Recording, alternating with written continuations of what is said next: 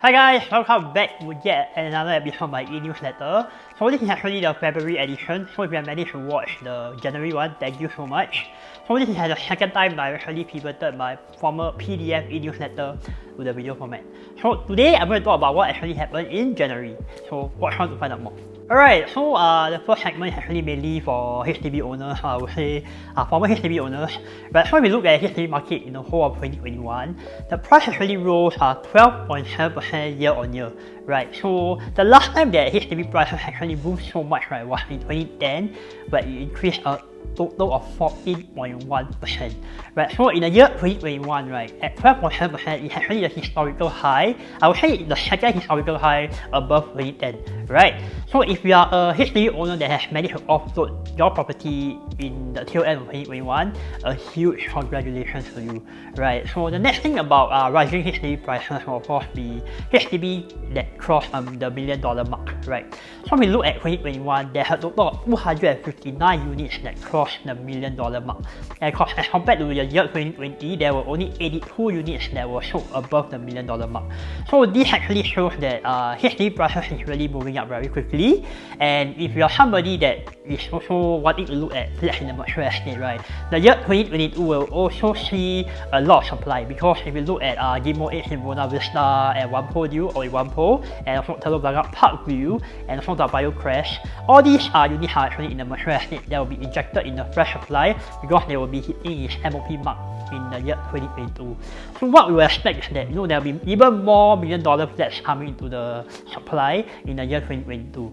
Right. So last but not least, I think a very common objection that I always hear from HDB owners will be like, if I sell my HDB flat high, right, I will eventually upgrade to a private. I'm also paying high, correct? So if you take a look, if you compare the HDB price index compared to the private residential price index of like condominiums, HDB actually rose 12.7% as I mentioned earlier, right? But if you take a look at the condo market, right, the non-landed residential actually rose a mere 10.6%. So what this actually means is that the premium that people will be paying for your HDB, right, will actually be more as you buy a condo unit. But that's of course taking into account that you pick the right unit and the right development to buy, right? Because you also don't want to be overpaying for something that eventually you will pay a huge premium for.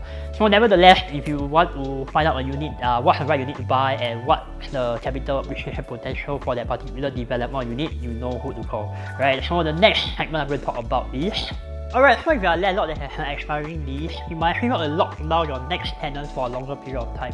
So why do I say that? Because I predict that rental rates in the year 2022 or 2023 will actually drop significantly. Why?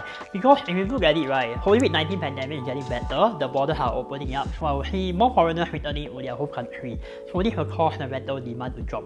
Secondly, we will take a look at it. 2022, right, we can actually predict that resale volume will also drop. In 2021, we saw over 19,000 resale transactions that happening, but due to the cooling measures that happened in December, we find that 2022 will see a relatively quieter market. So with resale volumes dropping, we will also see a drop in rental demand as well.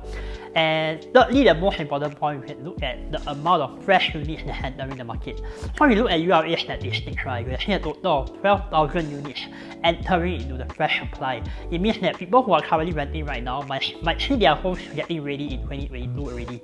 So as an injection of fresh supply of new homes, we will also see a drop in the rental demand. Right, so if you have an incoming tenant, try to lock him in for the longer period of time where you still can, where the rental rate is still very, very healthy. But of course, if you are a tenant, then don't sign a tenancy for so long, just about half a year or maybe 1 year will be good for you, right?